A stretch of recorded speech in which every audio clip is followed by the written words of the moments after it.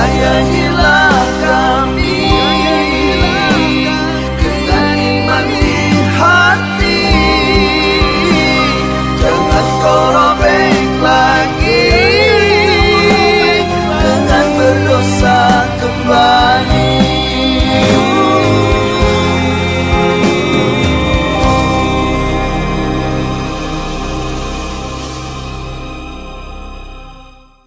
Assalamualaikum warahmatullahi wabarakatuh. Waalaikumsalam warahmatullahi wabarakatuh. Alhamdulillahi rabbil alamin wassalatu wassalamu ala Rasulillah Sayyidina Muhammad ibn Abdullah wala haula wala quwata illa billahil aliyil azim. Amma ba'du.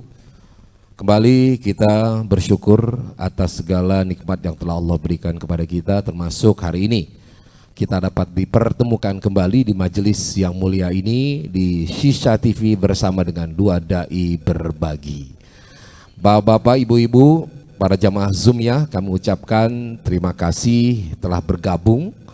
Dan juga bapak-bapak dari Majelis Kopi Uduk yang sekarang berada di studio Shisha TV juga terima kasih. Nah, mengawali acara kita untuk memudahkan langkah kita bersama, mari sama-sama kita awali dengan membacakan surat Al-Fatihah. Ala hadiniyah walikuli niyatin sholiyah hadratin Nabi Mustafa sallallahu alaihi wasallam. Al-Fatihah.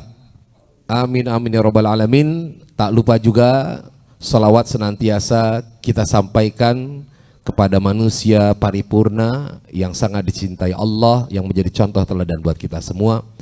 Beliau adalah baginda Nabi besar Muhammad sallallahu alaihi wasallam. Jamaah yang dimuliakan Allah, hari ini tema kita itu adalah menanggapi isu moderasi beragama.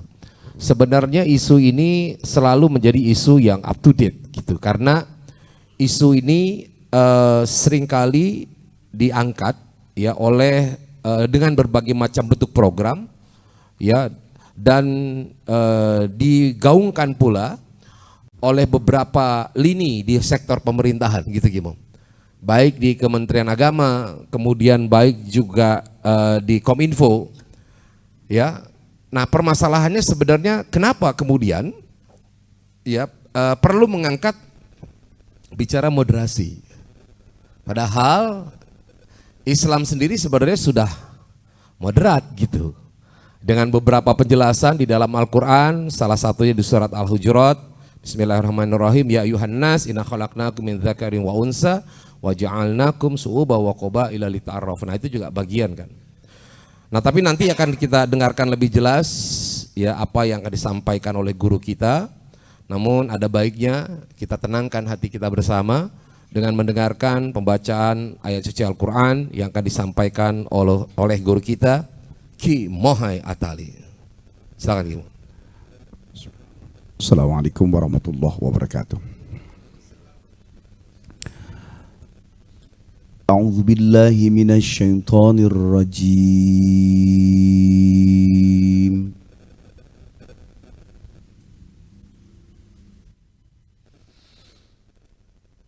Bismillahirrahmanirrahim.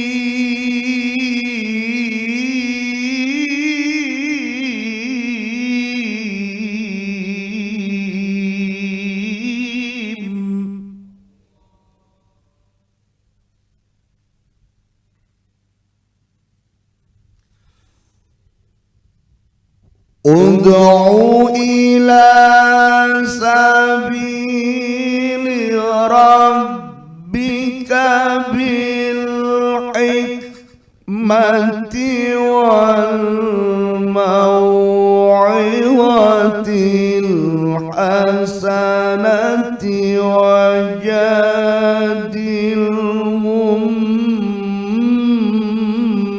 billati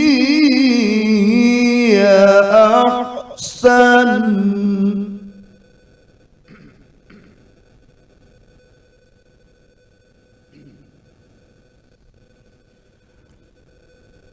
Inna rabbaka huwa a'lamu biman dhalla عن سبيلي وهو أعلم بالمهتدين.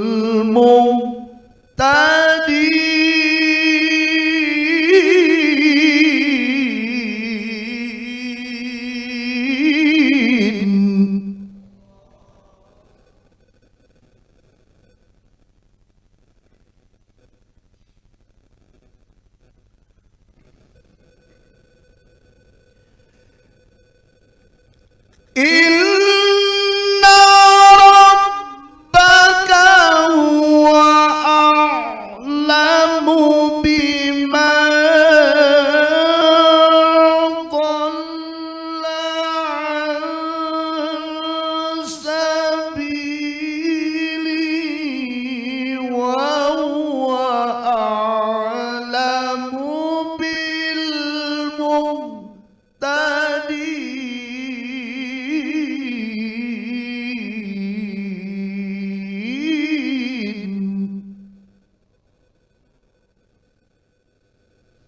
بسم الله الرحمن الرحيم وسارعوا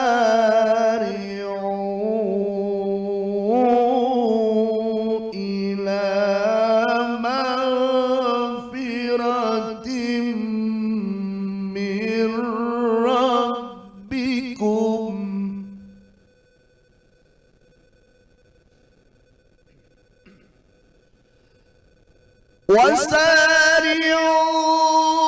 وسارعوا إلى مغفرة من ربكم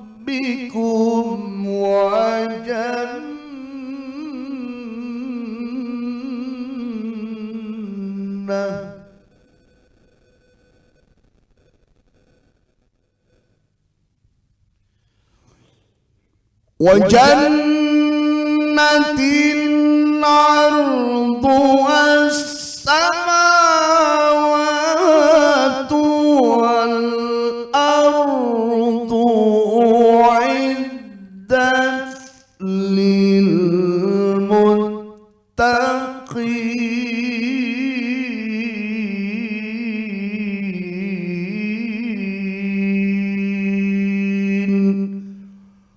صدق الله العلي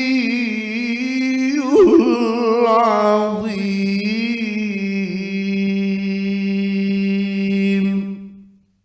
Sadaqallahul azim wa sadaqa rasulun nabiyyun wa nahnu ala dzalika minasyahidin wa syakirin walhamdulillahi rabbil alamin. Baik Bapak Ibu sekalian, jamaah Zumiyah dan juga jamaah Kopi Uduk yang dirahmati Allah. Ya, kita akan memulai kajian kita tentang memahami makna moderasi. Ya, nah tadi di awal saya sudah menyampaikan ada beberapa ciri moderasi. Ini saya kutip dari sebuah jurnal yang berjudul Religious Moderation in Indonesia Diversity. Nah itu ada 4 di situ ya, ada 3 yang disampaikan oleh penulisnya yang menjadi ciri-ciri bahwa Islam itu adalah agama yang moderat. Yang pertama itu di surat Al-Hujurat tadi yang saya sebutkan di awal. Kemudian yang kedua, nah beliau mengutip ini mau dari surat Al-Baqarah, udkhulu fi silmi kaffah. Nah penulis ini menerjemahkan istilah kafahnya di sini bukan dalam konteks dalam peribadatan gitu ya, tapi kafahnya lebih dalam konteks itu melihat apa yang ada ya secara sosial ini merupakan sesuatu yang total. Jadi kita ketika melihat Indonesia itu ya harus melihat kafah bahwa Indonesia ini terdiri dari budaya yang multikultural gitu. Nah jadi yang dimaksudnya itu kafah ini dalam konteks memotret, memandang ya ataupun kita punya orientasi umat Islam itu ya selalu berpikiran luas, tidak sempit hanya berpandangan pada umat Islam sendiri, tapi ajaran Islam itu ya mendorong orang-orang Islam atau umat Islam untuk juga melihat sesuatu itu secara luas dengan konteks yang ada di Indonesia, kehidupan yang multikultural. Nah kemudian yang ketiga, ini diambil dari surat Al-Maidah ayat 8. Ya, dan jangan sekali-sekali kebencianmu terhadap suatu kaum mendorong kamu untuk berlaku tidak adil. Nah, ini salah satu yang dibilang moderat itu adalah prinsip keadilan di tengah-tengah gitu ya. Moderat itu kan kalau orang bilang tidak ekstrim kiri, tidak ekstrim kanan, berada di tengah-tengah. Nah, sebenarnya apa yang disampaikan di dalam Al-Quran ini kan bukan baru terjadi ataupun muncul sekarang gitu. Ya enggak? Istilah ataupun ayat yang tadi dikutip ataupun yang diangkat menjadi dasar terhadap ciri-ciri umat Islam yang moderat sebenarnya sudah sering juga dibawakan oleh para dai, oleh para ustadz, oleh para ulama ketika menyampaikan pesan-pesan pesan-pesan kebangsaan gitu. Mungkin dulu istilahnya bukan moderasi, karena moderasi ini kan munculnya baru-baru ini. Nah, sehingga tidak semua umat Islam kemudian menanggapi isu moderasi ini dengan pandangan yang yang melihat itu sebagai sebuah hal yang baru gitu. Kenapa kemudian harus ditekankan lagi moderasi? Ya, untuk siapa sih sebenarnya? Padahal umat Islam sendiri udah moderat. Kenapa kemudian kita harus istilah dalam tanda petik dicekokin gitu loh? Tentang moderasi beragama. Nah, di sini kemudian timbul pertanyaan, apakah memang selama ini umat Islam itu tidak moderat dalam konteks perilaku? Nah, inilah yang akan kita gali. Jadi yang pertama, kalau dari sisi nas, dari sisi dalil, ya nanti juga guru kita akan mempertegas kembali apa yang menjadi pegangan kita. Dan juga fakta, ya dalam kehidupan sehari-hari itu seperti apa. Nah, saya pikir ini perlu juga sih masukan dari bapak-bapak deh, dan di majelis kopi uduk gitu ya, dan juga ibu-ibu sekalian yang ataupun yang ada di jamaah Zumiyah. Sebenarnya selama ini yang terjadi di masyarakat kita itu seperti apa gitu. Nah, oke, saya kira kita akan langsung mulai, Himo. Nanti kita juga memberikan feedback ya kepada jamaah kopi uduk dan juga yang ada di rumah ya, untuk memberikan respon terhadap apa nanti atau tema yang akan kita bicarakan. Silakan, Himo. Oke, bismillahirrahmanirrahim. Assalamualaikum warahmatullahi wabarakatuh. Alhamdulillah alladzi nasta'inuhu wa nastaghfiruh wa na'udzu billahi min syururi anfusina wa min sayyiati a'malina may yahdihillahu fala mudhillalah wa may yudlilhu fala hadiyalah. Asyhadu an la ilaha illallah wahdahu la syarikalah wa asyhadu anna Muhammadan abduhu wa rasuluhu alladzi la nabiyya ba'd. Amma ba'd, qala Allah ta'ala fi kitabihil karim, yarfa'illahu alladhina amanu minkum walladzina utul ilma darajat. Sadaqallahul azim wa sadaqa rasuluhul habibul karim wa nahnu ala dzalika minasyahidin wasyakirin walhamdulillahi rabbil alamin. Yang saya hormati dan saya cintai segenap jamaah Zumiyah, ya, dua dai berbagi di Shisha TV dalam tausiah virtual setiap rutin Kamis malam, dan juga tidak lupa bapak-bapak majelis kopi uduk yang saya banggakan. Mudah-mudahan kita semua malam hari ini senantiasa diberkahi dan dirahmati Allah. Tema kita adalah bagian tema-tema yang sebenarnya umum ya, bahkan isinya pun hal yang lumrah sebenarnya. Kenapa sampai keluar ya dengan tema menanggapi isu moderasi beragama? Tentunya ini membuat kita juga tidak bisa acuh dan cuek bahwa apa yang telah diajarkan oleh Nabi itu betul-betul telah sempurna sebagaimana Allah sudah tegaskan dalam surah Al-Maidah ayat yang ketiga. Wa atmamtu alaikum nikmati, telah kusempurnakan bagi kalian adalah nikmatku. Dan nikmat terbesar itu bukan hanya rezeki yang kita lihat berbentuk harta, kebutuhan, perlengkapan, hiburan-hiburan hidup. Bahkan kalimat siratal ladzina an'amta wa atmamtu alaikum nikmati, ini nikmat. An'amta nikmat, nikmati juga nikmat. Nah, nikmat yang terbesar adalah hidayah siratal mustaqim, yaitu hidayah dengan memeluk dan menggenggam ajaran Islam, kemudian mampu mengikuti kebenaran Islam itu sendiri secara totaliti. Tidak cukup hanya keluarga Islam, lingkungan Islam, kemudian flat datar begitu saja. Bahkan ayat yang saya baca tadi, wasari'u ila magfiratim mir rabbikum, bersegeralah setelah tahu bahwa Allah Tuhannya, Nabi Muhammad adalah Rasulnya dan Nabinya, Quran sebagai kitabnya, udah gerah buru-buru. Kita sama urusan dunia tuh pat-pat gulipat, siapa cepat dapat. Kenapa sama urusan akhirat yang harusnya lebih hebat lagi kita tidak segerakan? Apa yang sudah diajarkan dan apa yang sekarang digaungkan sebenarnya sudah running. Pertanyaannya kenapa sampai keluar tadi seperti Ustadz Guswar bilang harus ada kalimat moderasi, yang bagi kita seolah-olah pandangannya bahwa moderasi itu seolah-olah ya kita akan dibuat landai. Maka dalam narasi saya di flyer itu, kita kepada Allah, kepada agama tuh mau santai, mau buru-buru, apa mau terus mengalir begitu aja. Ya, justru yang harusnya santai pada urusan dunia, karena semua sudah mutlak ditentukan oleh Allah. Yang harus digas adalah bagaimana pengabdian kita kepada Allah, yang Allah itu ingin disembah dengan caranya, maka diturunkan para nabi dan rasul itu dengan kitab-kitab pedomannya supaya kita berjalan kepada Allah sesuai maunya Allah, bukan dengan sesuai maunya manusia. Ya, dan itu tidak cukup. Kalau umat yang lain umurnya panjang 70, 700, 500, 400, kita ini hanya 60 dan 70, baina sitin wa sab'in. Ya, maka nggak boleh santai, nggak boleh mengalir, harus digas, dicari tahu. Bagaimana dengan ungkapan hadis ajilu bis sholati qoblal faut wa ajilu bit taubati qoblal maut, bersegeralah sholat sebelum datang telat waktunya dan segeralah bertobat sebelum mati datang menjemput. Artinya kita bersusul-susulan, ya, balapan dengan waktu terakhir kita kembali pulang kampung. Maka kepada agama juga begitu.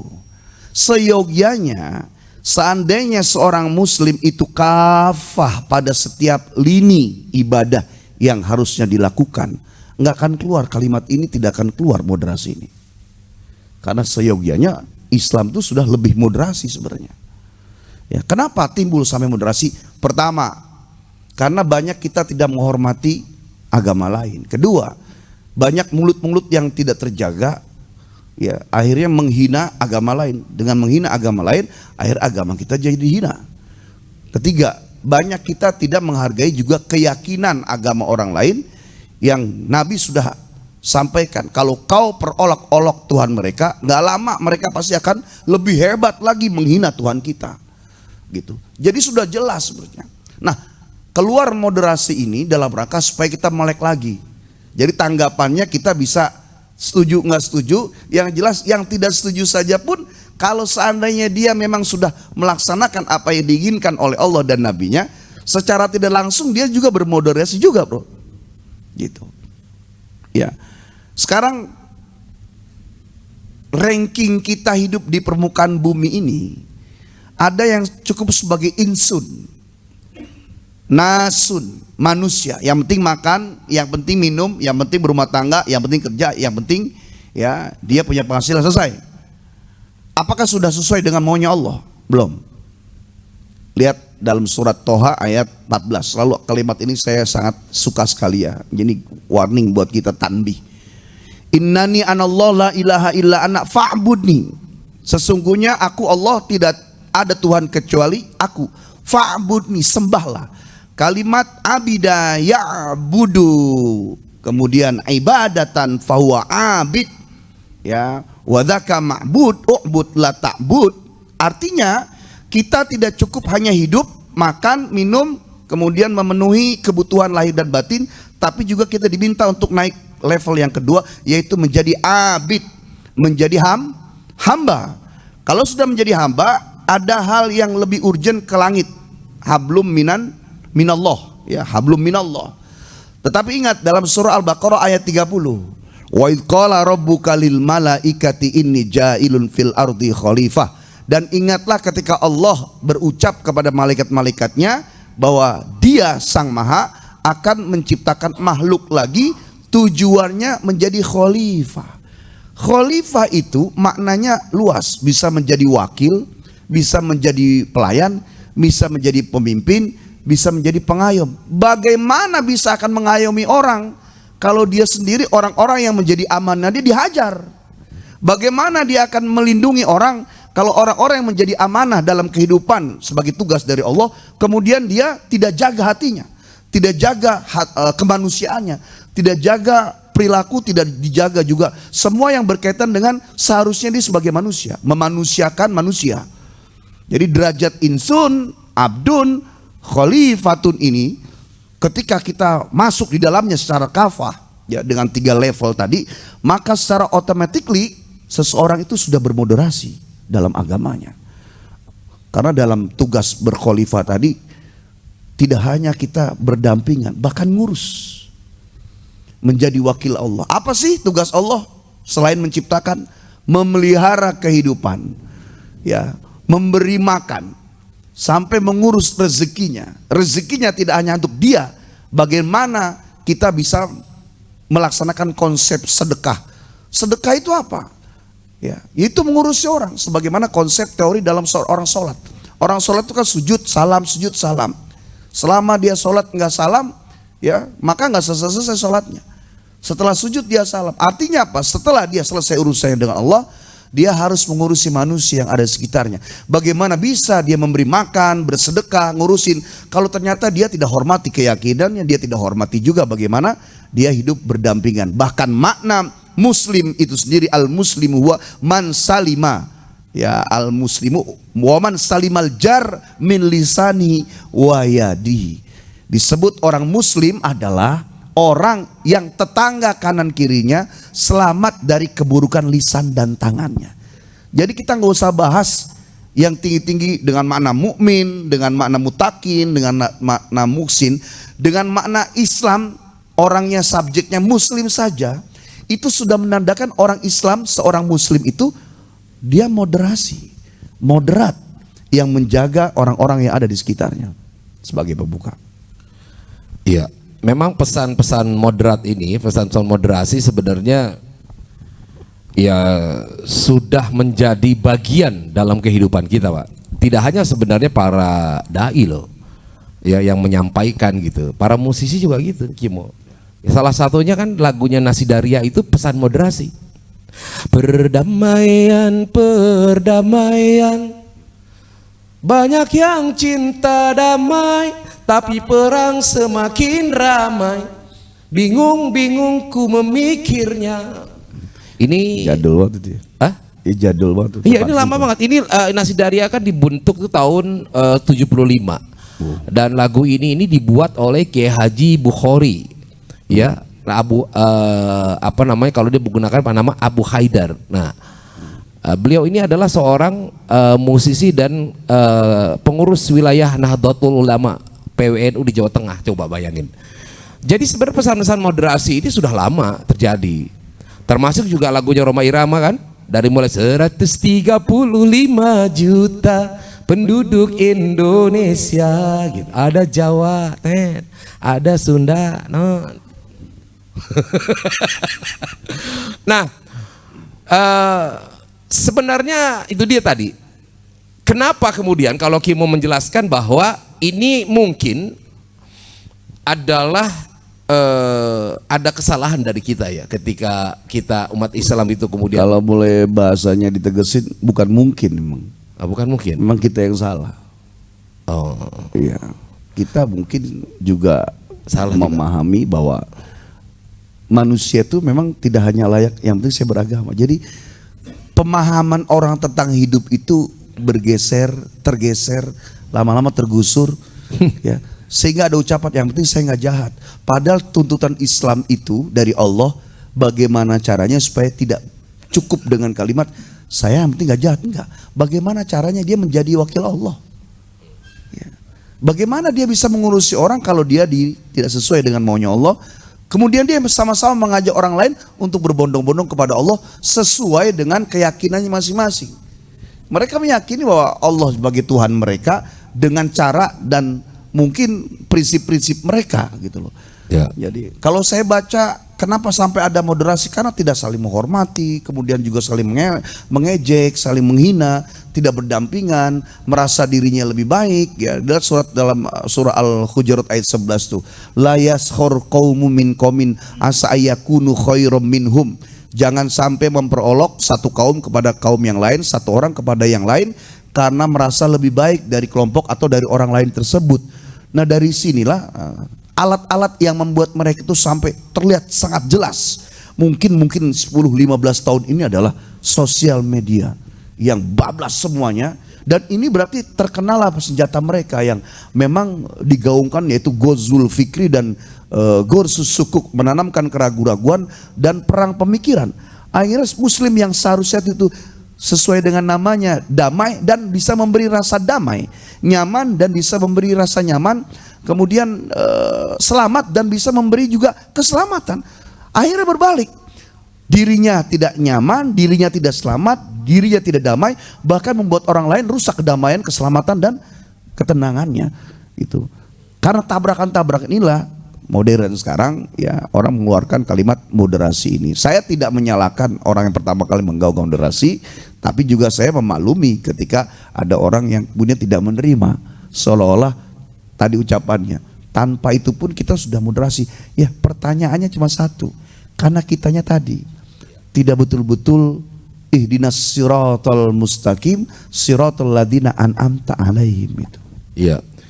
Jadi kan kalau dalam tataran operasional pemahaman itu ada aspek kognitif, afektif dan psikomotorik. Nah, sebenarnya aspek kognitif itu sudah lengkap. Teori-teori tentang moderasi, teori-teori tentang kebersamaan, teori-teori tentang kesejahteraan, teori-teori tentang kerukunan, semuanya ada.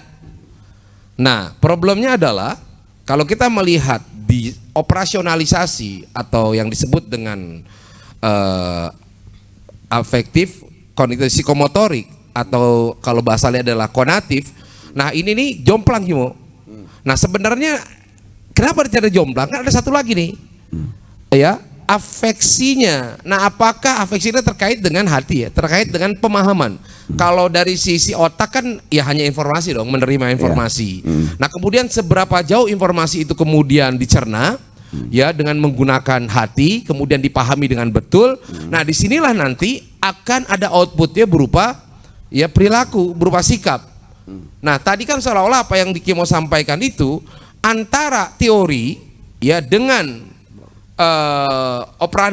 operasionalisasi itu jomplang. Nah, tapi perlu kita ingat, kan tidak semua yang melakukan ini, sehingga umat Islam, sebagian umat Islam yang merasa bahwa loh, saya ini dari dulu begini-begini aja, saya dari dulu orangnya sudah moderat, saya dari dulu orangnya tenggang rasa, saya dari dulu orangnya sudah bisa hidup berdampingan.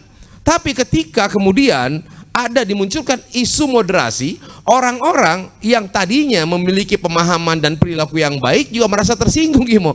Kok jadi harus seperti ini gitu? Nah, justru ini makanya gimana harusnya kita itu menyikapi apa, ya udahlah biarin aja deh. Mau isu moderasi atau apa, kita udah moderat. Nah, kalau secara umum bahasa agama tuh tidak adalah nama-nama sekitar moderasi atau yang semisalnya.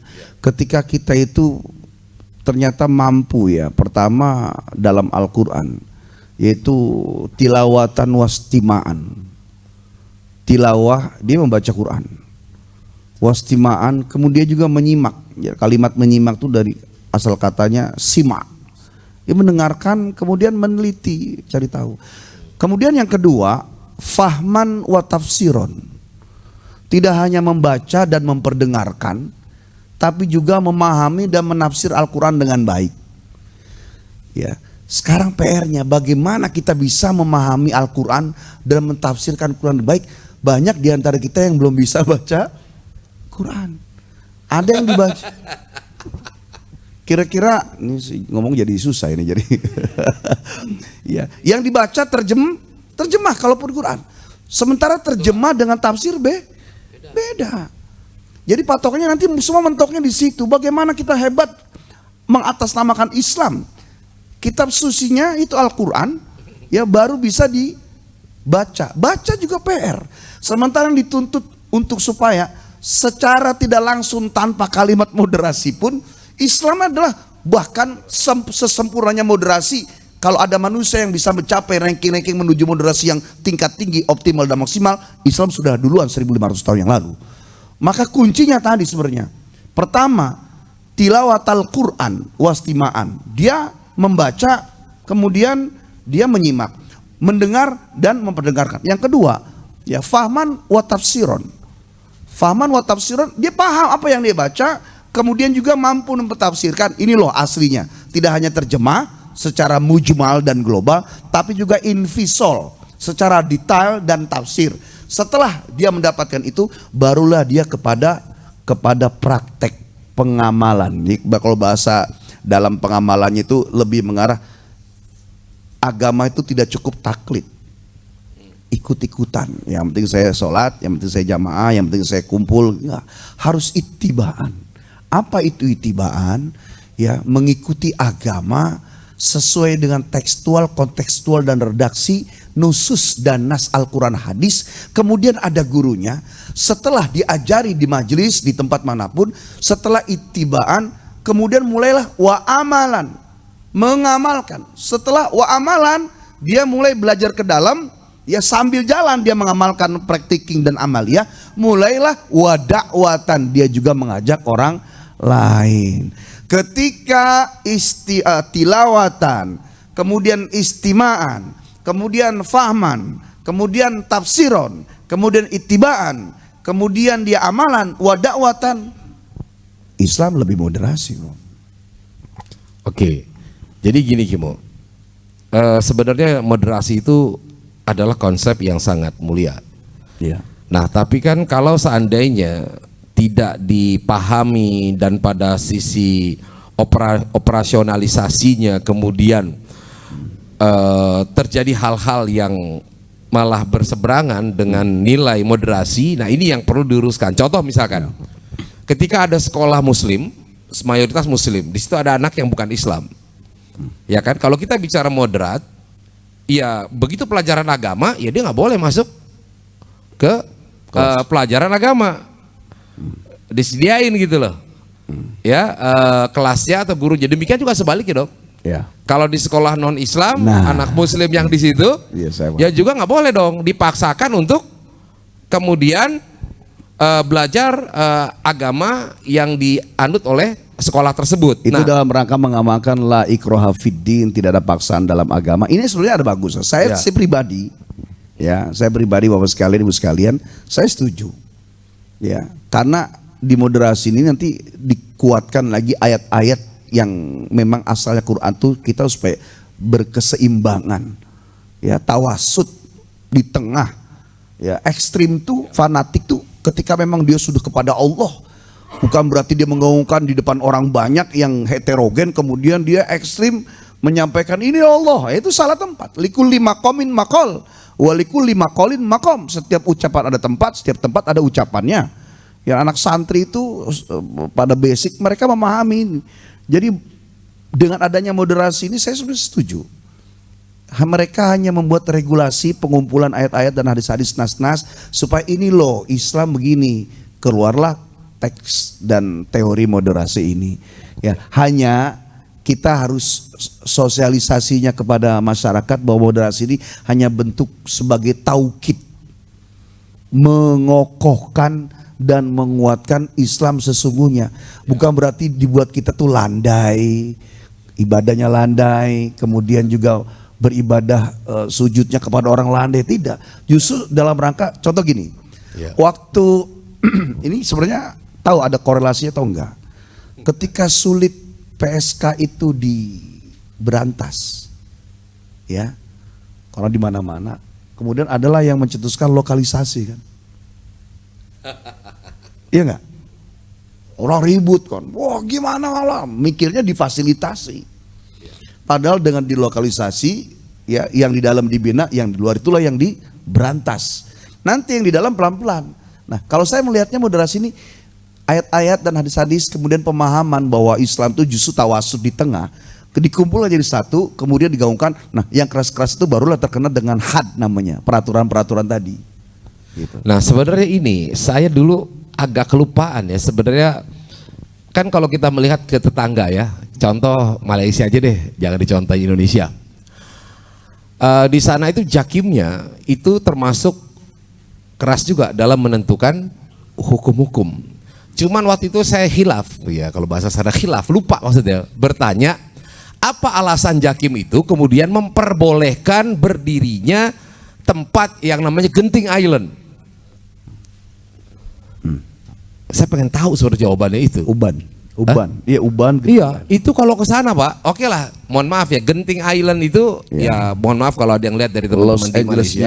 Malaysia. Iya. Itu adalah bukan ini Las Vegas. Las Vegas.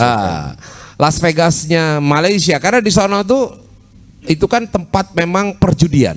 Memang sih di sana itu ada aturan yang Melayu, karena di sana kan Melayu pasti Muslim ya. Itu tidak boleh masuk. Kalau KTP-nya adalah Malaysia, Melayu nggak boleh masuk.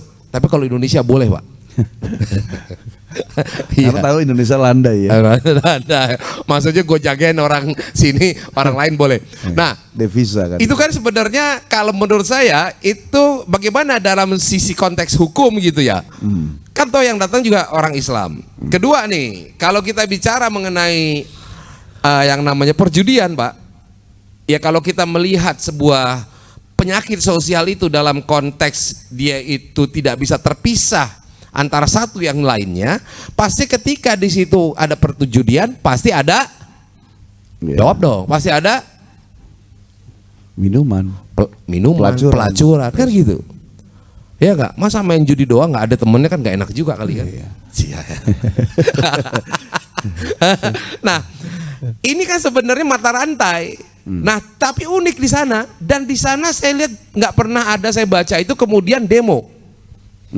Padahal jakim di sana itu juga kalau dilihat dari pekerjaan yang dilakukan itu strict juga Gimo terhadap hukum-hukum Islam yang ada. Bahkan di komplek jakim itu merokok itu haram. Gitu. Makanya yang dari Indonesia kalau mau ngerokok agak ngumpet sedikit gitu. Oh ya pengecualian ya, kecuali kalau Indonesia tadi kan gitu sama juga. Landai lagi kan. Nah, ini kenapa saya sampaikan yang seperti ini? Jadi sebenarnya apa sih gitu loh yang perlu pertama kita pahami. Karena jangan sampai juga moderasi ini dimanfaatkan untuk melemahkan keimanan orang-orang Islam. Contoh dari sisi pendidikan. Oke. Saya mau tanya, Pak. Dulu masyarakat punya persepsi sekolah non-Islam, terutama mohon maaf ya, sekolah-sekolah Kristen itu lebih bagus, betul gak? Ada Canisius, Tarsisius, apalagi coba? Gonzaga, gitu. Dan bahkan tidak sedikit orang-orang Islam yang sekolah di sana. Nah, kalau ditanya orang tuanya, kenapa menyekolahkan anak di sana? Karena dia kepengen anaknya itu tidak tertinggal dari sisi pengetahuan. Toh nih Pak ya, toh di sana itu kalau pelajaran agama tidak dipaksa. Tapi ingat Pak, ada hal yang lebih penting yaitu lingkungan. Iya nggak? Kan di sana nggak mungkin begitu Allah ada azan terus anak-anak kamu sholat, nggak ada saya kira. Iya kan? Kegiatan maulid nggak pernah saya dengar.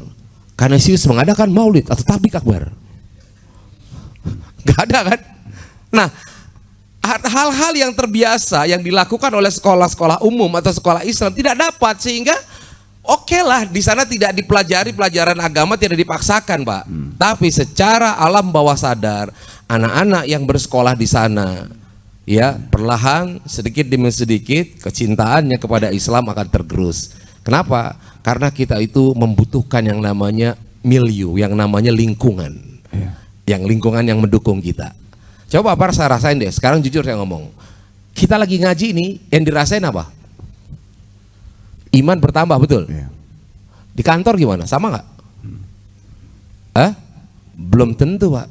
Nah pertanyaan ini kalau nggak salah sempat ditanyakan oleh sahabat Rasulullah. Kalau saya tidak salah, ya Rasulullah, kenapa ya ketika kami ini berada bersama dengan engkau, kok seolah-olah iman kami itu bukan seolah-olah iman kami itu meningkat.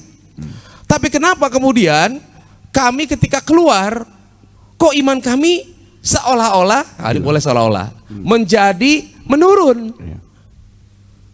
Gitu. Waktu itu jawaban Rasulullah gimana? Coba jawab. Ada yang cerita. Kalau saya memandangnya, setiap kita, kenapa ada Islam, ada iman, satu lagi, kenapa kita tuh merasa selalu tempat itu mempengaruhi? Karena tadi ada kehilangannya ihsan tadi. Ya, tidak merasa ditatap oleh Allah. Dan memang sudah dikasih tahu kan sama Nabi dengan warning-warning, bahwa sebaik-baik tempat masjid, seburuk-buruk tempat adalah tempat jual beli transaksi. Meskipun di masjid ada orang yang punya hati yang tidak baik, di tempat rame ada orang yang bisa soleh gitu loh. Ya, kalau saya ngelihatnya gini, filosofi dan kias, takdiru syai' bi syai', membandingkan sesuatu dengan sesuatu yang lain. Seperti kita sebuah tanbih atau tadkiroh, ya. Kenapa sih kita kalau sampai tinggal di negeri yang minoritas atau orang Islamnya sedikit, itu kita memang dikasih warning juga oleh agama. Seperti tadi al-umum madrasul ula, ibu sekolah pertama. Yang kedua adalah lingkungan. Memang kita tidak dipaksa, la ikraha fiddin, dia paham. Tetapi lingkungan juga mencetak. Iya. Bahkan disebutkan, kalau orang kenapa sih harus tinggal di luar? Sekarang orang Indonesia nggak ngerti, yang penting saya mau keren di luar sekolah, di luar negeri. Padahal sudah dikasih kisi-kisi dalam agama, kita dianjurkan untuk tidak tinggal di negara yang non Muslim, ya, kecuali dua hal. Kita tidak dianjurkan mencari ilmu di negara non Muslim kecuali dua hal. Satu, dalam rangka mu'alajah, pengobatan, yang di negerinya tidak ada. Karena kalau sudah mu'alajah pengobatan itu crossline. Sampai dalam hukum fikih, usul fikih juga, ya, tidak ada obat kecuali yang sesuatu yang haram, ya diambillah sekedarnya. Yang tadinya haram menjadi boleh, bukan jadi halal, ya. Kemudian yang kedua, kita dianjurkan untuk tidak tinggal di negeri yang non Muslim itu, ya, kecuali kita dalam rangka mencari ilmu yang di negaranya itu nggak ada. Nah sekarang implementasinya adalah ngapain kita masukin anak ke sekolah, ya, yang memang non Muslimnya lebih banyak daripada Muslimnya, meskipun dia mungkin sportif, tidak akan memaksakan agama, tetapi akhirnya tidak ada tarkiyah, pengembangan diri, atau namanya pengokohan kepada keimanan dia. Dia mendapatkan ilmu tetapi ada yang terkikis. Keimanan, tauhid, akidah, dan itu sangat berbahaya. Maka harus dipahami kepada seluruh muslim muslimat dimanapun berada, dari majelis yang sederhana ini, ya, ayo semua kembali kepada tujuan kita dihidupkan, kemudian apa yang diinginkan oleh Nabi dan Rasulnya, kemudian apa yang diinginkan oleh Allah. Tidak cukup orang itu sekedar beragama kemudian hidup pulang, bahwa ad-dunya mazra'atul akhirah itu maknanya luas. Dunia adalah ladangnya akhirat. Kalau bicara ladang, kita mungkin dipersempit untuk mencari keindahan, kenikmatan, meskipun doa kita itu sama, Rabbana atina fid dunya hasanah wa fil akhirati hasanah. Tapi harus dipahami bahwa dunia itu, ya, mazra'atul akhirah, hanya ladang. Meskipun dalam ayat lain, wa betagi fima ataqallahu darul akhirata wala tansa nasibaka minad dunia, ini itu tadi menjadikan dunia sebagai ladang, bukan untuk senang dan sesuatu yang mutlak, mencari bekal sekedar supaya kita nanti pulang kampung selamat di negeri akhirat begitu. Iya, sebenarnya saya ada tambahan sedikit, Kimo. Tadi kan dijelaskan bahwa ada dua hal gimana kita itu tinggal, alasan kita tinggal di tempat yang mayoritas non-Islam. Yang pertama adalah untuk dalam rangka pengobatan gitu kan ya. Yang kedua, ya, itu karena di sana belajar ilmu yang tidak ada di negerinya. Dan yang ketiga, Pak, ini yang penting lagi, Pak, perlu ada duit. Kalau nggak ada jangan di sana. Nah, ini kan permasalahan dari awal ini kan. Yang memang setiap kita PR. Bahkan orang punya uang pun kalau dia paham ini nggak akan Nggak kesana. kesana ya. Yang lebih parah lagi, yang dia nggak punya dia paksain kesana. Itu dia makanya. Padahal cuma dua pengen ini gaya-gayaan. Ah. Nah terus gini Pak, ini ada lagi fenomena yang menarik. Kan berdasarkan riset yang dilakukan oleh siapa itu, ada peneliti ya, Ashkari kalau nggak salah. Dia meneliti negara-negara yang tingkat kehidupan Islamnya itu tinggi, ya. Dan ternyata didapatilah ranking-ranking di atas itu adalah negara-negara yang non Islam sebenarnya. Rata-rata itu negara Skandinavia. Nah, indikatornya adalah dalam kehidupan sosial. Ya, misalkan bicara mengenai sampah, antri, budaya-budaya seperti itu ya. Kemudian budaya-budaya ukuran-ukurannya itu adalah ukuran-ukuran sebenarnya dari sisi perilaku. Nah, tapi ingat Pak, ada kemarin satu hal sebenarnya yang menampar wajah dunia dengan penelitian itu. Ya. Ternyata yang membakar Al-Quran itu dari mana? Skandinavia. Inilah kemudian menjadi kritikan keras. Ya enggak? Dan ini sebenarnya bisa menjadi revisi terhadap penilaian negara-negara yang menduduki nilai teratas dari sisi penerapan nilai-nilai Islam. Ya, ini sebenarnya sebagai antitesis. Loh, negara Skandinavia kok, tapi kenapa kemudian dia menteror dengan cara membakar Al-Quran? Nah, inilah kemudian yang akhirnya menjadi sorotan.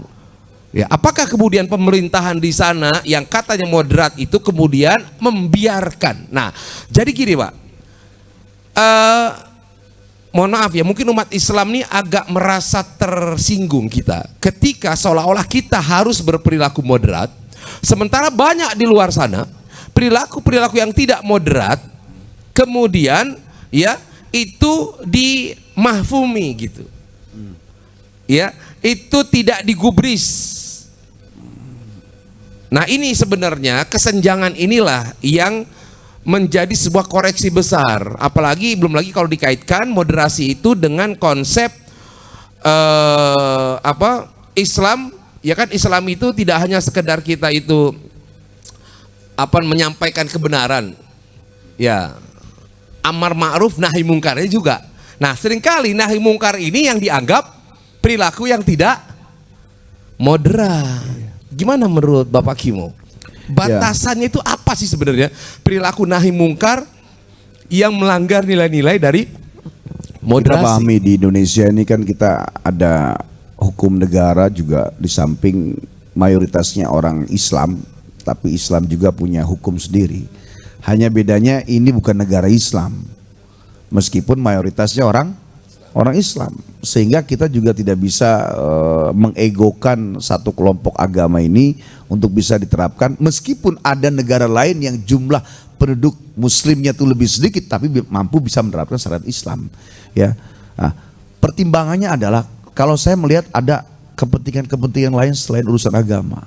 Ini agak sedikit melenceng tapi juga agak tajam ya. Enggak melenceng. Politik. Enggak melenceng. Anda benar itu. Nih, kira-kira Bapak setuju nggak kalau ada kepentingan politik di sini? Ya. Dan itu sangat kuat. Ekonomi. Ya, kepentingan para elit. Sekarang saya contoh gini. Kalau seandainya pemilihan presiden itu mungkin 10 tahun sekali, ini contoh ya Pak. Tahun pertama mungkin masih agak kenceng karena baru pemilihan, tapi tahun kedua, ketiga orang tuh mungkin bisa makmur karena sudah nggak mikirin lagi.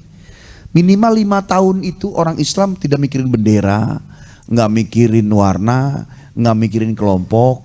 Ya, saya perhatikan jeda antara selesainya terpilihnya presiden atau dewan atau kepala daerah dari menuju pemilihan lagi itu cuma 1 tahun aja paling masa tenang. Kalau pemilihan itu 2019, 2022 itu lenang, dan 2003 sudah mulai panas lagi. Nah, orang-orang itu masing-masing meskipun ada yang dia sesama pemahaman, ini orang NU terpecah, Muhammadiyah terpecah karena beda kepentingan tadi di atas di sana. Nah politik ini mempengaruhi betul bagaimana ketenangan dan kenyamanan warga bangsa. Tapi kalau dibuat panjang juga nanti berpengaruh pada sistem kerja ya, dengan target-target mereka pada program-program pekerjaan gitu. Jadi semuanya ada konsekuensinya. Yang jelas saya melihat kepentingan politik ini mempengaruhi kedamaian orang pada satu sisi yang harusnya tidak harus menghina, ya tidak harus bergesekan dengan orang lain karena sebab ini beda pilihan. Sehingga ainurido an kuli aibin kalila. Meskipun nggak benar, akhirnya karena sebab satu kelompok menjadi ta'assub. Apa itu ta'assub? Mencintai, menyenangi meskipun dia dalam keadaan salah. Kemudian ainus suhtinya, mata keburukan. Kalau sudah memandang sesuatu meskipun orang itu baik, karena sebab enggak satu kelompok jelek aja, keluarlah akhirnya tidak moderat. Menghina sesama, menghina kelompok, menghina bendera.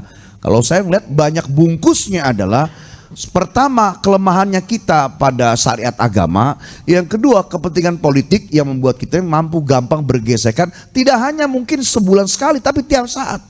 Lihat contoh lah, netizen orang Indonesia itu luar biasa, maha benar netizen dengan segala komennya kan.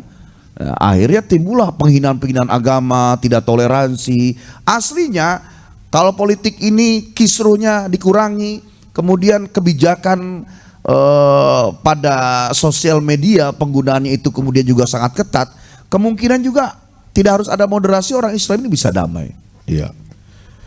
Ya memang luar biasa kehidupan sosial sekarang Pak ya. Tadi saya ngelanjutannya soal media sosial. Sebagai contoh mungkin agak melenceng sedikit. Sekarang kan yang namanya ini internal ya, gesekan antar umat Islam. Iya enggak? Ini namanya kalangan ustadz dari Salafi, ini kalangan ustadz dari ya komunitas yang Islam yang umum gitu ya. Nah kalau di sana Pak, itu kita lihat tuh serang-serangan kalimatnya sadis-sadis. Termasuk juga, ya kalau saya amati gitu, ini para ustadz nih ngomong kayak gini, saya pengen tahu gitu, kalau dia ketemu dengan orang-orang di MUI, sama nggak sih dia ngomong kayak begitu? Ketemu ternyata enggak. Iya kan? Coba di sosial media tuh rame, wah serang-serangan. Kita jalan ke daerah segala macam, kalaupun ketemu nggak sampai kayak begitu. Betul nggak Kyo? Iya. Anda merasakan gitu nggak? Ya ada dikit lah. Karena kiprahnya tidak sehebat mereka kan. Iya.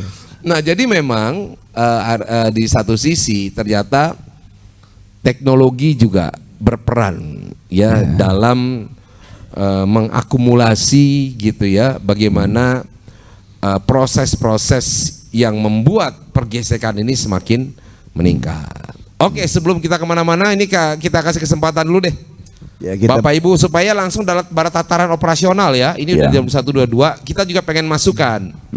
Apa sih barangkali punya pengalaman apa gitu. Oke, anak muda ini, Kevin.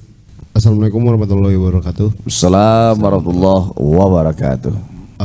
Mau nanya Ustadz soal ini kan ngebahas soal modernisasi lah ya. Nah, cara untuk menyeimbangkan hal moderat ini dalam beragama itu di tempat kerja itu gimana ya Ustadz? Karena di suatu tempat kerja ada suatu kasus gitu. Misalnya kita udah ada panggilan nih untuk sholat gitu. Tapi di kasusnya ini tempatnya lagi rame Ustadz. Alhasil sholat kita ketunda dan bener-bener kayak itu misalnya batasnya dari asar ke maghrib gitu, itu full tuh. Cara kita menyikapinya itu gimana Ustadz? Kalau misalnya kita melalaikan sholat udah pasti itu salah yang pertama. Yang kedua kalau misalnya kita melalaikan pekerjaan dan kita mementingkan sholat, apakah kita sebagai manusia yang egois di tempat kerja itu gitu? Untuk menyeimbangkan hal-hal seperti itu caranya gimana Ustadz? Iya. Terima kasih. Jadi, ya, insya Allah mudah-mudahan yang di Zoom pertanyaannya bisa ditangkap ya. Di sini turun hujan, mudah-mudahan tidak ada saingan suara. Bahwa kalimat kulil haqqol kana murron itu, katakanlah yang benar meskipun pahit.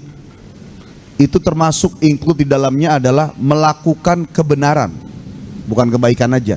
melakukan kebenaran yang menjadi prioritas utama, apalagi yang berkaitan dengan rukun Islam itu harga mati. Ya. Sehingga konsekuensinya bukan bicara tentang egois, bicaranya adalah dikeluarkan atau di SP kan. Betul tidak? Ya. Maka kita sebagai muslim, ya, kepentingan kita kepada Allah harus dipahami bahwa bukan Allah yang menentukan untuk kepentingan dirinya sang maha atau zat ini, tapi kita yang membutuhkan kepada Allah. Sehingga dalam kondisi apapun ya seyogianya kita tetap bisa melaksanakan. Hanya secara teknis, ya, saya pernah bertanya kepada guru saya, inna sholata kanat alal mu'minina kitabam mauquta. Sesungguhnya sholat itu bagi orang beriman telah ditetapkan waktunya. Nah, waktunya ini anjurannya fil mi'ad, tepat pada waktunya. Saya tanya sama guru saya secara tafsir, fil mi'ad itu sebenarnya standar landainya bagaimana sih? Fil mi'ad itu tepat waktu. Tepat waktu pada aktivitas manusia yang orang Indonesia itu karyawan itu seharusnya bagaimana sih sebenarnya? Paling landainya. Kemudian beliau menjawab, selesainya pekerjaanmu di mana yang sekiranya tidak membuat kau melalaikan pekerjaan, itu sudah termasuk fil mi'ad. Ini kerjaan, teng azan zuhur jam 12. Kemudian ternyata ditinggal, ini sangat riskan, bahaya. Seperti contoh lah tukang cetak. Kalau lagi naik set, ya, kalau ditinggal tinta semua pasti akan bermasalah. Sehingga dia mencocokkan, oh kurang cyan, oh kurang magenta, oh kurang yellow, kurang black. Itu nggak bisa ditinggal. Saya ngalamin. Dulu kita nyetak juga. Oh, Ya, luar biasa Anda ya. Ya namanya juga anak jalanan. Ketika ditinggal, orderan 2 kontainer. Bukan bicara tentang untung rugi, tapi bicara tentang sebentar lagi saya jalan. Jadi waktu itu sudah jam asar tadi ya, masih jam 3 lebih seperempat. Asar itu jam 3 lebih 20. Naik nggak? Kalau saya tinggalkan dulu, waktu jalan harga. Nah udahlah saya selesaikan dulu. Nah ketika diselesaikan tuh butuh waktunya setengah jam sampai 40 menit. Bisa sampai setengah 5 kurang. Nah, mau nggak mau saya tanyakan inilah kepada guru, fil mi'ad tuh gimana? Dengan konsekuensi tadi pertimbangan. Kalau saya tinggalkan ada kerugian yang berbahaya yang bisa menyangkut banyak orang. Tapi kalau misalnya ternyata bisa ditinggalkan, maka prioritas kepada Allah itu yang utama. Ya, sehingga ini kalau saya tinggal bahayanya ada nggak? Gitu. Ditinggal untuk sholat. Oh ternyata masih aman.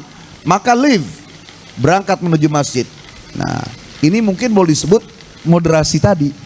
Iya, Gitu loh. sama juga ketika. Tetapi Ya, terus kalau ya. seandainya memang ya kita ini memang tidak ada duanya, semua urusan Allah. Kalaupun ternyata harus berkendala pada urusan manusia, pekerjaan, aktivitas, Allah akan tolong. Dan Allah pasti akan saring. Entah itu tiba-tiba kita pokoknya azan teng gitu loh. Pasti tiba-tiba ada permasalahan tuh di dalam tuh. Ini nih pasti nih memprioritaskan urusan pribadi, kan kerjaan orang banyak. Akhirnya di SP 1, 2, 3 dikeluarkan. Ujungnya adalah nanti ada hadiah dari Allah. Karena dia menjadikan Allah satu-satunya tempat yang harus diperjuangkan. Nah, pertanyaan tadi yang disampaikan oleh Kevin itu, ya saya bicaranya tawasud. Jadi selama tidak sampai mulur di ujung. Karena asar itu, ini kan pertanyaan asar. Asar itu punya 5 waktu. Pertama waktu fadilah. Yang kedua waktu jawaz. Ya. Yang ketiga waktu makruh. Yang keempat waktu makruh tanzih. Yang kelima waktu haram. Jadi asar itu dari jam 3:30 sampai jam 6 itu dia ada 5 waktu. Waktu fadilahnya anggaplah 20 menit atau 10 menit. Waktu jawaznya dari teng azan sampai setengah jam. Selebihnya itu sudah mulai makruh. Ada lagi makruh tanzih, makruh yang udah mendekati haram. Kalau ibarat sunnah tuh, sunnah muakkadah itu sunnah yang udah mendekati wajib. Kalau yang mendekati haram namanya makruh tanzih, sampai ada waktu haram. Nah, semua itu akan bisa kita ngambil keputusan kalau kita paham. Kita yang mengalami sebagai karyawan, kita juga paham bahwa ini sisi agama, kebutuhannya di sini. Kalau saya melewati, saya tidak termasuk orang yang terbaik yang membela agama. Maka di mix. Bungkusnya adalah kulil haq walau kana muron, sampaikan yang benar, lakukan yang benar meskipun pahit. Karena pasti Allah dalam bahasa umum guru-guru ulama kita, man tarokal haroma fawajadal halal. Siapa yang mampu meninggalkan yang haram dan yang mengarah ke sana, Allah gantikan sesuatu yang halal atau sesuatu yang lebih baik lagi. Demikian. Iya. Memang dalam kehidupan itu ya hal-hal yang seperti ini yang memang harus dikonsultasikan. Ya sama halnya seorang dokter yang lagi operasi kan, yang waktunya panjang, nggak mungkin tiba-tiba dokter itu saya izin dulu ya, mau sholat dulu gitu, ditinggal pasiennya. Itu nggak akan bisa, itu fatal. Satu, kedua, ini hanya sekedar perbandingan ya. Di Hong Kong itu mungkin jauh berbeda dengan kita yang kerja di sini. Ya, Anda mungkin kalaupun ya istilahnya nyuri-nyuri waktu ya, dalam tanda petik nyuri ya, walaupun sebenarnya itu bukan mencuri, mengatur waktu. Paling kalau ketahuan sama bos, ya udahlah. Kalau dia nggak bisa, makanya sampai akhirnya dia itu saking pengen sholatnya, sampai sholat di dalam wastafel. Wastafel namanya, tempat apa namanya, mandi itu. Karena ke wastafel sih, wastafel mah ini dong. Bathtub. Nah seperti itulah. Kan kalau kita di sini ada nggak sampai kayak gitu kan, ngumpet-ngumpet, harus sholat di toilet. Nah kadang-kala kalau kita membandingkan dengan apa yang terjadi saudara-saudara kita yang jauh lebih sulit, sebenarnya kita tuh nggak ada apa-apanya. Ya, Indonesia ini masih sudah, ya kita bersyukur lah. Tinggal berani atau enggak, yakin atau enggak, bagaimana kemudian kita bernegosiasi. Karena itu penting. Nah, sebenarnya ada yang lebih sebenarnya dicontoh di depan mata dan seringkali kita dicuek, Kimo. Ya. Satu, ini kalau saya lihat di bulan puasa, mohon maaf nih. Itu yang ngelayanin, Pak. Seringkali sholatnya lewat. Bener nggak? Kalau kita lihat pelayannya, mulai dari sebelum maghrib dia udah nyiapin. Maghrib dia keliling terus, tidak ada kesempatan dia untuk sholat. Ini saya merasa aneh sebenarnya. Bagaimana kalau saya kasih info lagi? Banyak orang yang hebat mengatur buka puasa, tapi nggak sholat. Kan lebih ekstrim lagi. Enggak, kalau dia kan memang pengen sholat, Kimo. Cuman waktu yang menyebabkan akhirnya dia tidak bisa melakukan itu. Dan kalau saya melihat wajah-wajahnya itu apa ya, agak kesian gitu Bang ya. Ada lagi satu, security. Jumat, cowok, betul nggak? Saya aja nih kalau lagi sholat Jumat nih keluar komplek, security cowok lagi, cowok, itu mau izin tuh, Pak, itu kagak enak perasaan gitu. Mas, sholat Jumat dulu ya, dia berdiri. Gimana jalan keluarnya? Padahal di komplek itu banyak orang-orang yang soleh. Sampai ada security nggak sholat Jumat. Ya ini film Pekayun ini. Anda tuh sedang mengambil judul siapa? Iya. Enggak, maksud itu kan fakta ya. Maksudnya jangan kita ngomong jauh-jauh tuh. Nah, bagaimana cara menyelesaikannya? Apakah bisa? Ya udahlah, Jumat kan baru 3 kali nggak Jumat baru nanti kafir. Apakah model seperti itu? Anda kan berada di sini, gimana sih? Iya. Coba keluarkan fatwa. Ya, saya termasuk orang yang menghormati lah. Ya, menghormati kepada kebijakan. Ya, karena kita juga nggak mungkin, itu gimana sih? Kan ngatur. Karena kita sendiri pun memang banyak yang diatur gitu kan. Memang seyogyanya setiap komplek itu atau setiap perusahaan atau di mananya ada skorikor, ada security itu, memang ada yang perempuannya. Yang dia berjaga khusus dari Jumat di jam itu ya. Atau dipikirkan memang kalau mau berkah ya. Cuma kita mungkin ya dari sini belum nyampe ke sana. Mudah-mudahan ke depan kita komplek kita bisa lebih baik khususnya Jumatan. Karena saya ngerasain seperti Ustadz Guswar, berangkat dulu ya. Iya, kita nggak enak gitu. Kita juga izin kagak enak. Dia juga mau ngomong, kan biasa kalau keluar Ustadz. Itu kan gitu. Logika kan. Harusnya yang malu siapa? Kenapa kita yang malu mau sholat? Gitu kan? Enggak, mas, perasaan tuh nggak enak gitu loh. Kayak nyindir, kayak selalu kayak. Enggak, bukan nyindir, Kimo, merasa bahwa saya ini seperti dia. Sebenarnya ketika melihat Kimo itu lewat, perasaan saya itu sedih. Kok Anda bisa sholat Jumat enak? Kalau Saya suuzonnya, kalau itu kan husnuzon. Kalau suuzonnya ya udahlah ya kita. Kebangnya emang kalau nggak dia selain Jumat juga nggak sholat gimana? Ya kalau itu kan perkara beda ya maksudnya. Tapi ini kan udah jelas. Tapi minimal kita mencoba mencari solusi dan adalah rasa ke arah sana. Coba tolong minimal dipikirkan, ada Pak. syiar. Oh, Jumatan perempuan. Orang yang lewat ngelihat, oh iya ini menegakkan. Meskipun perkara di dalam ternyata memang masih banyak masalah juga, ya aslinya nggak Jumatan juga, dia nggak memperjuangkan. Minimal ada tindakan kita dari orang yang paham. Ya mudah-mudahan ke depan dengan ucapan Ustadz Guswar ini, saya juga selalu merasakan, oh iya ini, ya security perusahaan. Tuh kan ujungnya ke situ jadinya. Apa tuh? Gitu. Presiden Bibi katanya. Itu ada ketua, ada waketum. Ini aja dinaikkan. Oke. Ya silakan. Ini kan ketika kita bicara satu bagian moderasi, efeknya itu kemana-mana. Begitu diimplementasikan nggak segampang yang kita pikirkan gitu. Oke. Ya ada lagi silakan. Bismillahirrahmanirrahim. Assalamualaikum warahmatullahi wabarakatuh. Waalaikumsalam warahmatullahi wabarakatuh. Kalau saya sih simple Ustadz, lebih ke tataran teknis bahwa globalisasi saat ini adalah dalam genggaman kita, dan globalisasi ini yang akan berdampak terjadinya modernisasi. Kalau saya simpelnya adalah bagaimana untuk kita membentengi diri kita, itu aja. Jadi membentengi diri kita dulu, baru keluarga, dan baru ke lingkungan. Kalau bagi saya adalah bagaimana teknisnya atau kiatnya untuk bisa membentengi kita dari serangan-serangan globalisasi maupun modernisasi. Terima kasih. Wassalamualaikum warahmatullahi wabarakatuh. Wassalamualaikum warahmatullahi wabarakatuh. Ya, ini sangat bagus sekali yang disampaikan oleh Pak Andri. Ya, kembalinya kepada kekuatan akidah, kemudian pada tauhid, juga pada keilmuan ya. Semua ujung-ujungnya adalah ilmu, selalu kita nggak pernah bosan ilmu ya. Dengan ilmu orang bisa mengetahui, minimal kalaupun dia salah, dia melakukan kesalahannya dengan paham.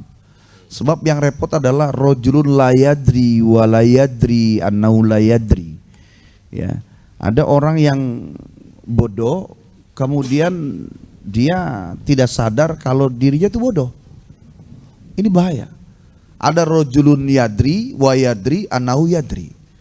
Orang paham, dirinya sadar kalau dirinya itu orang paham. Rojulun yadri wala yadri annau yadri. Ada orang paham tapi nggak sadar kalau dirinya itu adalah orang yang pintar, orang yang paham, orang yang alim. Kemudian yang ketiga ada rojulun la yadri wa yadri annau la yadri. Ada orang yang bodoh dan dia menyadari kalau dirinya itu bodoh. Yang paling parah yang keempat, rojulun la yadri wa la yadri annau la yadri. Orang bodoh dia nggak sadar dirinya bodoh. Nah, di Indonesia, di halayak kita ini ada beberapa hal dari 4 level ini berseliweran di antara kita, sehingga ketika dia melakukan salah, kalau dia nggak sadar kalau diri salah. Kalau ngajarin orang bodoh dan dia menyadari bodoh, itu cepat masuknya ya. Tapi ada orang, saya nggak ada kepentingan, loh emang saya salah. Ini susah. Pertama kita ngebongkar salah dulu, baru mengisi lagi di sesuatu yang benar dan baiknya itu. Nah tadi yang disampaikan oleh Pak Andi bahwa ketika kita mampu membentengi diri ya, difaun nafs ya, benteng diri, otomatis kita sebagai orang yang kokoh kepada akidah dan tauhid itu, apapun yang terjadi di luar, sebagaimana ucapan orang tua termasuk almarhum Kiai Haji Zainul MZ, jadilah ikan di lautan. Bagaimanapun rasanya laut itu asin, ikannya rasanya beda-beda. Artinya tidak dipengaruhi oleh lautan. Kalaupun ada ikan asin emang digaremin kan, betul. Nah, artinya ketika kita dengan kondisi dunia yang semakin maju ya, kemudian gejolaknya hebat, globalisasi, bumi mengecil menjadi satu, ya, kemudian teknologi yang ketika tidak bersatu saja teknologi bisa cross line nyebrang, apalagi sudah mengecil menjadi satu, kemudian fasilitasnya lengkap. Transportasi sampai informasi semuanya lengkap, ini luar biasa. Ya, sangat berat sebenarnya jadi manusia saat ini ya. Itulah yang ditakutkan oleh Allah Subhanahu wa taala lewat lisan nabinya. Yang ditakutkan oleh umatku adalah umat di akhir zaman. Maka warningnya, tanbih serta tadkironya bagi Rasulullah SAW adalah tadi ya dalam Al-Quran juga tawasobil haq wa tawasobi sob, saling menasihati dalam kebenaran, saling menasihati dalam kesabaran. Ini menjadi awal yang dimiliki oleh setiap muslim yang mukmin, karena setiap orang punya potensi untuk masuk dalam lingkaran-lingkaran yang tidak diinginkan, tetapi ketika dia mampu menerima nasihat kebenaran dan kebaikan, entah itu lewat taujihat, ya ceramah, taklim, atau nasihat dari orang-orang soleh, maka insya Allah Indonesia ini masih diperbaiki. Muslim di Indonesia ini akan terus bisa ya secara otomatis sesuai yang digaungkan tadi, moderasi itu selamanya akan terus bisa terjaga dengan baik. Nah, kita dianjurkan oleh ulama kita, julasaul ulama wa khulataus solihin. Duduknya bersama ulama, kumpulnya bersama orang soleh itu salah satu cara daripada difaun nafs, membentengi diri sendiri supaya terhindar tadi. Ya Rasulullah, kami kalau bersama engkau pokoknya urusannya akhirat, surga, ridho. Tapi kalau keluar kami sudah lupa lagi tadi. Maka itu dianjurkan. Bukan berarti kita itu memang mudah berubah imannya, akidahnya, enggak. Karena memang manusia tadi mahal khoto wan nisyan, tempatnya lupa dan salah. Harus diingatkan, harus terus diperingati, harus terus diawasi, harus terus digaungkan. Maka fungsinya syiar, fungsinya promosi, fungsinya majelis taklim, fungsinya kita ada kumpul dengan orang soleh, dengan orang-orang yang baik, ya, dengan para ulama adalah karena kita tadi punya potensi tadi, khotawan nisyanya itu akan terus. Selama dia menjadi manusia, potensi dia bersalah dan lupanya akan ada terus. Maka eksistensi di majelis ilmu, kumpul bersama orang soleh ada dalam rangka tadi di Faunas untuk menjaga ya dan membentengi diri. Ya. Jadi kalau dalam tataran operasional kan mudahnya gini Gimo. Di majelis kopi uduk ini ya kan untuk menjaga iman dan takwa nongkrongnya di sini. Betul nggak Pak? Karena kita punya guru, punya mursyid, Kimohai kan gitu. Semua yang ada di sini menggantungkan ke beliau ini. Supaya apa? Membangun yang namanya ruang lingkup yang sehat, lingkungan yang sehat. Nah kalau kita ke Kimo, pertanyaan adalah Kimo kemana? Iya, kan kita ada guru-guru juga. Ada guru juga. Itu dia Ya, Pak. dalam rangka menghindari su'ul khuluq yu'di. Buruk akhlak. Boleh dong nanya begini, boleh nggak? Iya. Tersinggung nggak Anda? Enggak dong. Oh enggak ya bagus. Iya. Darah boleh nggak nyampe. Darah boleh tidak nyampe kepada Rasulullah. Tapi sanad ilmu harus nyampe, bukan boleh. Harus nyampe. Ya. Terus bagaimana untuk supaya ilmu sampai? Kalau bukan dari Nabi dari mana? Ya. Pasti harus dari Rasulullah. Nah, maka untuk bisa sampai sanad ilmunya ke Rasulullah, kita harus punya guru, harus punya murabi. Hanya bedanya mu'alim sama murabi adalah mudaris dan murabi adalah mudaris itu hanya di ruangan kelas saja, di ruangan majelis saja. Tapi di dalam dan di luar kelas, non formal, yang formal atau informal itu tidak cukup hanya mudaris, harus murabi. Itu pendidik. Jadi kalau Kimo posisinya murabi atau mudaris? Lah, jangan kata murabi mudaris, yang manggil ustadz ya orang. Iya, kita nggak ngaku. Iya, yang harus menghormati dan memberi gelar itu orang. Oh gitu. Sekarang sesuai dengan namanya saja. Tadi saya jelaskan. Mudaris di kelas formal. Ya, murabi di dalam dan di luar kelas. Saya pertanyaan sama Bapak. Kita di dalam majelis, di luar majelis bagaimana? Apakah saya hanya mengajar di kelas, kemudian di luar majelis saya menjadi seperti biasa lagi? Tetap aja kadang kita nongkrong di luar juga ada satu ayat, dua hadis ya.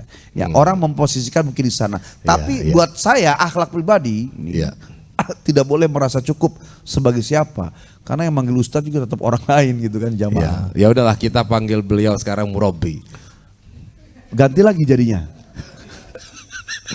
Biasanya kalimat murabi itu sudah dipakai duluan sama teman-teman dari PKS gitu. Nah terus bagusnya apa? Iya. Mursyid. Oh mursyid lebih tinggi lagi. Wah. Lah terus mursyid apa itu dong? udah kelasnya. Enggak, kita ini harus jelas bentuknya. Enggak harus. Enggak harus kan. Enggak harus ada nama-nama itu. Jangan kata murabi, mursyid atau kepada mualim. Saya dirubah nama jadi Kimo, ya terserah dia. Mau pikirin nama yang lagi yang lain. Dirusak aja boleh, apalagi dibagusin, itu terserah dia. Masya Allah, seru ya Pak ya. Ya, Ya. kalau saya melihat semakin bertambah ilmu, kata bapak-bapak, ibu-ibu sekalian, oh ilmunya banyak. Tapi orang yang seyogianya punya ilmu banyak tuh, dia merasakan semakin bertambah ilmu, semakin kecil. Dan 1 bulan ini saya sedang merasa kecil hati. Oh kenapa Pak? Iya, semakin nambah paham. Oh, perkuliahan begini. Oh, saya selama ini nggak ada apa-apanya. Masya Allah. Izdadal ilmu, izdadal jala. Iya, Jadi, nambah ilmu, nambah bodoh. Makanya ada orang baru belajar dikit, nambah pintar tuh aneh. Saya dari mana itu? Iya benar. Baru pintar dikit udah ngajak debat orang gitu loh. Ada yang begitu? Iya, di sini nggak ada. Iya. Memang begitu sih biasanya. Kalau di film-film kungfu yang paling belagu itu Bapak yang sabuk putih. Oh gitu. Iya karena kan gitu kan.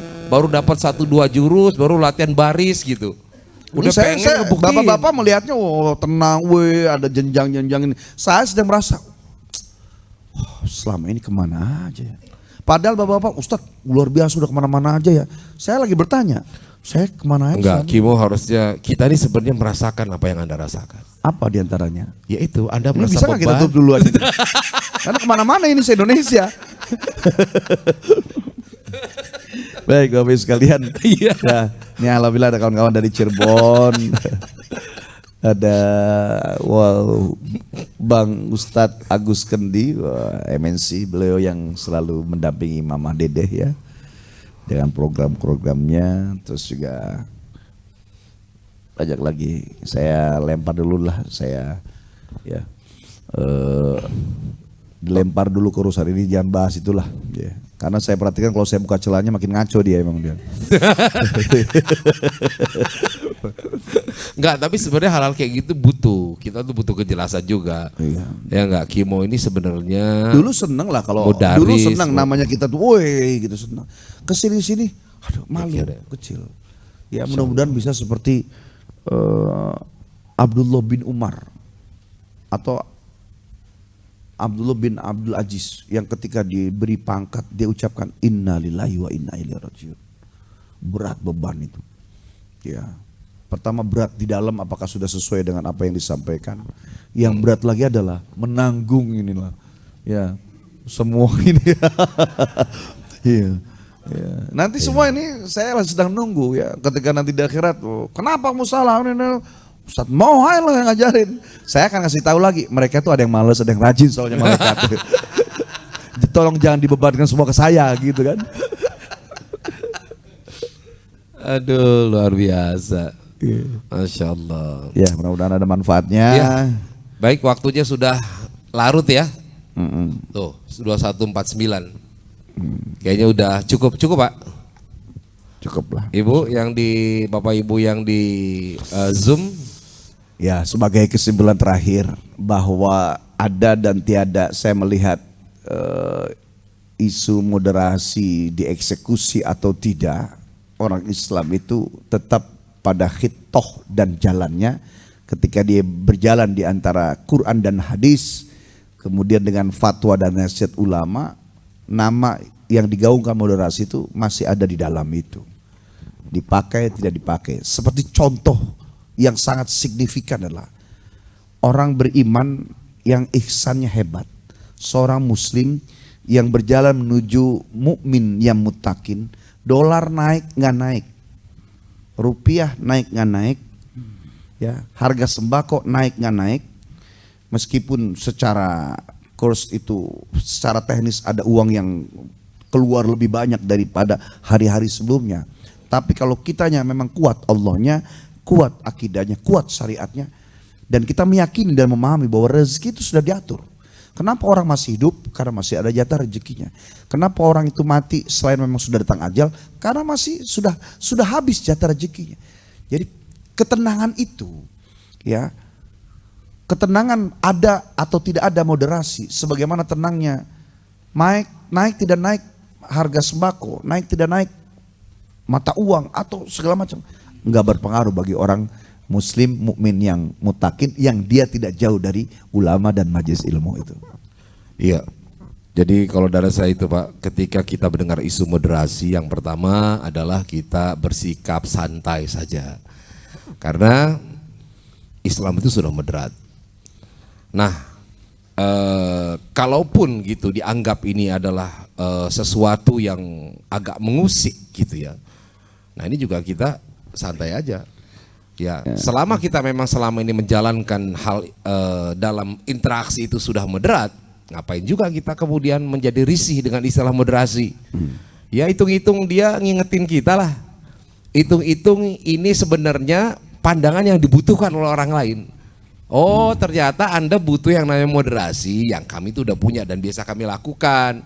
Ya udah, nah oke yuk sama-sama kita lakukan. Nah jadi dari mana sumber kalimat moderasi itu? Saya rasa kita tidak perlu untuk mencari-cari tahu dan sampai menggali. Dan kita sampai detik ini, maaf dipotong, Bro. Kita menilai dan menanggapi sudah santai seperti Ustaz Agus Siddiq. Karena yang kita dengar sampai saat ini, moderasi masih bertujuan supaya kita mengajari saling tenggang rasa, kemudian saling menghargai, toleransi beragama, tidak memaksakan seseorang untuk berkeyakinan pindah kepada keyakinan yang lain, juga tetap melaksanakan ibadah sesuai dengan apa yang dianut dan diyakininya, kemudian mematuhi peraturan keagamaan, baik itu peraturan secara negara atau peraturan dari agamanya itu sendiri. Sampai di situ maka nggak ada masalah. Tapi kalau kecuali ternyata ada peraturan baru lagi di dalamnya, poin-poin yang digaungkan moderasi beragama, keluar ya peraturan-peraturan atau poin-poin yang memberatkan atau bertabrakan dengan yang kita nggak pernah pikirkan, seperti orang Islam dan ujungnya adalah menyudutkan agama ini, tentunya kita juga akan bereaksi. Ya. Jadi moderat itu bukan berarti nggak melakukan apa-apa, Pak. Justru moderat itu tegas, ada ketegasan di sana. Ketika ada seseorang yang ingin menarik istilah moderasi dengan kepentingan sesaat, kemudian mengambil istilah itu menjatuhkan nama umat Islam, maka disitulah yang namanya dibutuhkan ketegasan. Bukan ketegasan ingin memberangus atau membantai, tapi ketegasan untuk menarik kembali makna moderasi itu kepada track ataupun kepada rel yang sebenarnya. Dan kita semua yang ada di sini ini adalah para duta moderasi. Ya, dan semua itu kita terus nggak boleh lepas dari petunjuk dari Allah. Ya, kita akan sama-sama mendengarkan. Sudah lama kita nggak bawain lagu Hidayahlah di sini. Iya. Iya. Moderasi. Nggak apa-apa. Ya, kita membutuhkan petunjuk. Iya. Nggak boleh jauh dari petunjuk. Al-Fatihah. أعوذ بالله من الشيطان الرجيم بسم الله الرحمن الرحيم الحمد لله رب العالمين الرحمن الرحيم مالك يوم الدين إياك نعبد وإياك نستعين اهدنا الصراط المستقيم صراط الذين أنعمت عليهم غير المغضوب عليهم ولا الضالين واعف عنا يا كريم استغفر الله العظيم اللهم صل على سيدنا محمد وعلى آل سيدنا محمد اللهم انفعنا بما علمتنا وارزقنا ما ينفعنا اللهم نور قلوبنا بنور هدايتك كما نورت الأرض بنور شمسك. Ya Allah, apapun yang terjadi dengan dunia ini, apapun yang terjadi dengan bangsa ini, apapun yang terjadi dalam kehidupan kami, sekitar lingkungan rumah, dimanapun kami berada, maka sungguh yang kami pinta adalah Kau tak pernah meninggalkan kami. Kau tak pernah memasang satu mata yang membuat kami merasa jauh terasingkan darimu.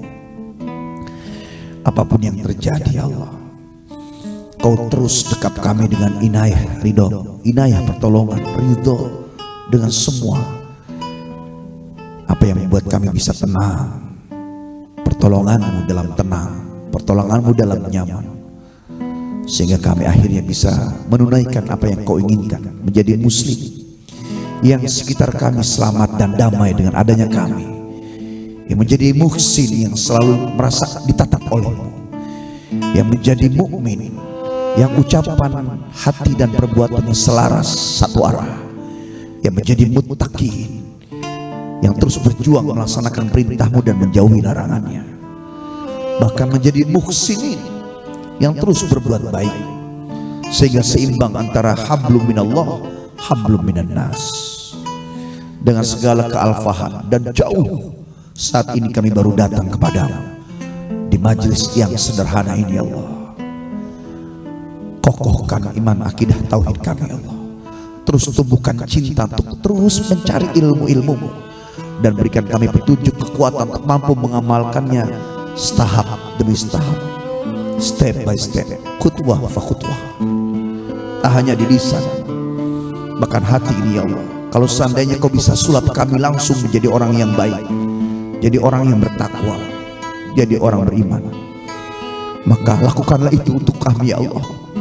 Sudah letih lelah berbuat dosa dan maksiat. Semakin kami berbuat dosa dan maksiat, semakin Kau jewer lagi dengan musibah-Mu.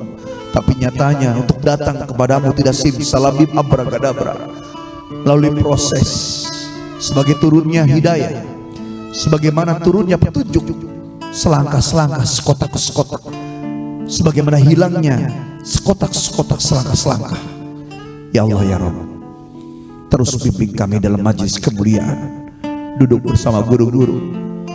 Mudahkan kami dalam mencerna, dalam mentafsir, dalam memahami, dalam mengamalkan, dalam mengajak orang-orang yang mencintai dan dicintai kami untuk sama-sama datang kepadamu. Dengan kokohnya ekonomi kami yang berlimpah, agar makin hebat sujudnya, bahkan bisa menjadi dakwah, dan ujungnya adalah kami selamat bisa pulang kampung kembali kepadamu dalam penutupan yang baik, wafat husnul khotimah. Tidak hanya surga yang dikejar, tetapi keriduan-Mu, waridwanu minallahi akbar. Yang terbesar darimu adalah ridho.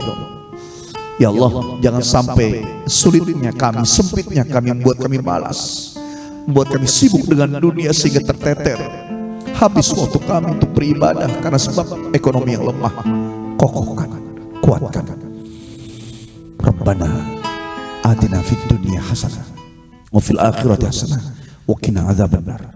Walhamdulillahirabbil alamin. Baik, alhamdulillah.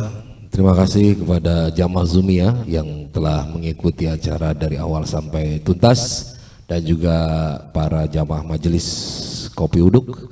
Semoga Allah Subhanahu wa taala memberikan kita usia yang panjang dan bermanfaat sehingga minggu depan kita bisa berjumpa kembali. Mohon maaf atas segala kekurangan, yang benar itu datang dari Allah dan yang salah itu karena kekurangan dari diri kami. Mari kita tutup dengan doa kafaratul majelis. Subhanakallahumma wa bihamdika asyhadu an la ilaha illa anta astaghfiruka wa atubu ilaik. Wallahul muwaffiq ila aqwamit thoriq wa billahi taufiq wal hidayah. Assalamualaikum warahmatullahi wabarakatuh. Assalamualaikum warahmatullahi wabarakatuh. Anda telah menyaksikan tausiah virtual bersama dua dai berbagi yang dipersembahkan oleh